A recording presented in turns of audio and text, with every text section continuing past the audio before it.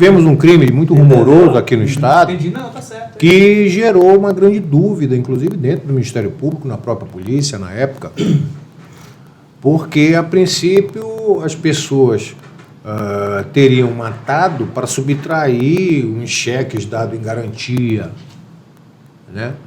Só que depois foi se observar que os tanques para colocação de corpos das vítimas que foram jogadas na Bahia já tinha sido preparado. Então, ali você observa, eles podem ter tido a intenção da subtração, mas a morte já era o requisito. era primordial. A morte não era... Não a morte já estava encomendada, né? ali. Era o requisito. Não, Entendi. A morte era o que eles queriam. A morte era prevista. E, obviamente, se pudesse subtrair os cheques dados em garantia, então, ali ficou caracterizado o quê? O homicídio. Uma coisa que eu vou A morte já estava programada. Uma pergunta Diferente acadêmica. do latrocínio. Mas seria aquela coisa, eu vou matar a pessoa. Agora, mas aí, Uma pergunta acadêmica. Pois não. Latrocínio, o tipo penal do latrocínio é o roubo seguido de morte. Tá? Não é morte seguida de roubo. E se eu mato para roubar? Seria essa questão, né? Aí é isso. Bom, aí, né? Você tem que observar, por exemplo, nesse caso que eu citei, Sim, é esse aqui. Eu acho que você já sabe qual é o caso. Sim. Né? Na verdade, eles não mataram para roubar. Eles mataram. Mataram O simplesmente. roubo já foi uma consequência. Era o lucro, vamos dizer assim. Lógico, eles dominaram aquelas vítimas, Sim. com a intenção também, obviamente, de se locupletar desses cheques, Sim. mas o que não caracterizou o latrocínio, aí nesse caso, é porque toda a logística para a morte das vítimas já estava programada. Antecedeu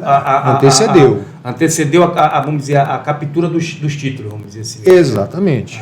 Entendi. É como eu digo, eu nunca vi num processo criminal de júri nenhum advogado pedir desclassificação para latrocínio. É isso. Por quê? Essa que seria a Porque pergunta. se for desclassificado para latrocínio, quem vai julgar é um juiz de direito, Sim. que já tem um conhecimento técnico jurídico a respeito do assunto. O júri, uma das grandes críticas é porque a maioria, e a grande maioria dos jurados, é muito difícil você ver um jurado que sentou num banco de uma faculdade de direito. Então ele não tem o conhecimento jurídico para julgar. Muitas vezes são ele pessoas do povo que julgam pela íntima convicção e o seu próprio sentimento de justiça. Sim. Então, teoricamente, seria melhor ser julgado pelo júri popular do que por um juiz de direito. Teoricamente, sim. Teoricamente. É aquela história, né?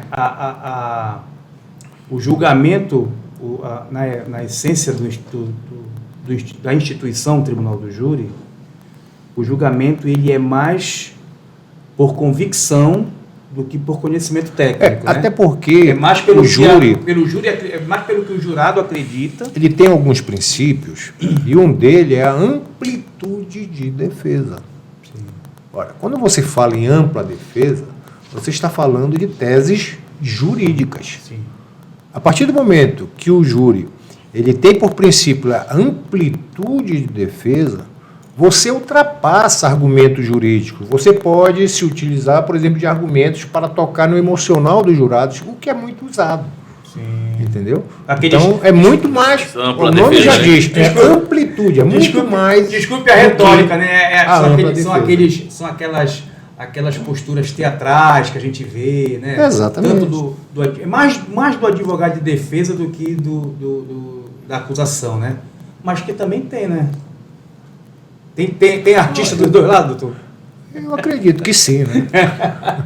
Agora, uma outra Mas, pergunta. na verdade, ali, eu digo sempre, e eu atuo muito com um grande defensor, que é um grande amigo meu, que é o doutor Alex Noronha. É um tribuno de escola, excelente tribuno, doutor. E nós somos amigos. Agora, nós sabemos diferenciar. Né? O que é tese jurídica, obviamente que eu vou defender minha tese com afinco, porque eu me convenci, né, do que eu estudei no processo. E de igual forma ele. Né? Em direito, ele é muito interpretativo, né, até mesmo no processo. Tá?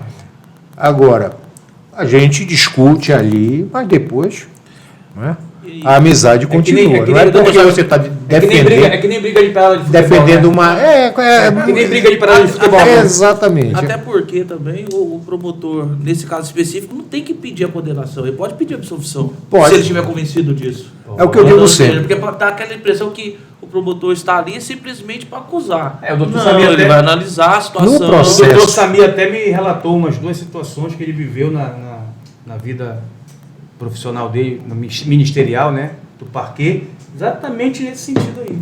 Entendeu? Ele se convenceu da inexistência de culpa do acusado e pediu absolvição.